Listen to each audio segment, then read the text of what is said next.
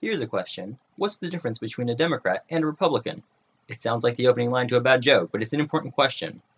By understanding our more fundamental differences, we should be able to more effectively communicate and cooperate for the good of the country. So here it goes. The way I see it, we can split Democrats and Republicans into two camps. One group sees problems in an individualistic sense, and the other sees problems in a societal sense.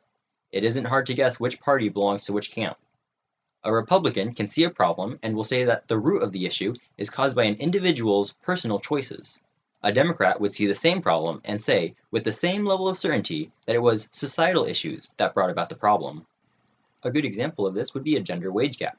Democrats would point to this as a clear example of sexism in the workplace and how women still face discrimination in modern times. A Democrat would venture that the best solution to this problem would be laws protecting women from such discrimination.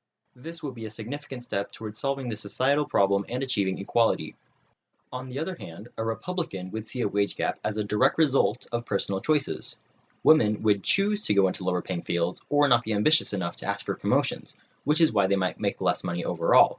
A Republican is less likely to see this as a major problem that requires new law enforcement, since women choose to make less money, and it is completely within their abilities to change that if they wish to do so.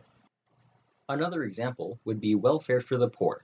For a Republican, success and money are a direct result of hard work, intelligence, and determination, which are universal traits that absolutely anyone is capable of having.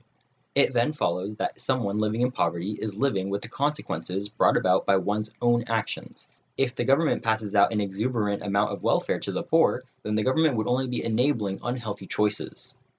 Democrats, on the other hand, see success and fortune more as a result of being lucky enough to be born into the right environment or society. An example of the wrong environment could be a place that is already impoverished, a place where discrimination robs someone from opportunities, a place with violence, gangs, rampant drug use, etc. A Democrat would be for the government giving welfare to the poor in order to try and financially compensate the groups of people who were less fortunate and were born into an unfavorable environment. I'm sure there are more examples you can think of in which Democrats focus on society and Republicans focus on individuals, but I'm also sure you can find counterexamples to this hypothesis. Bottom line is this: it's really obvious to see that the divide between Democrats and Republicans have become more and more severe.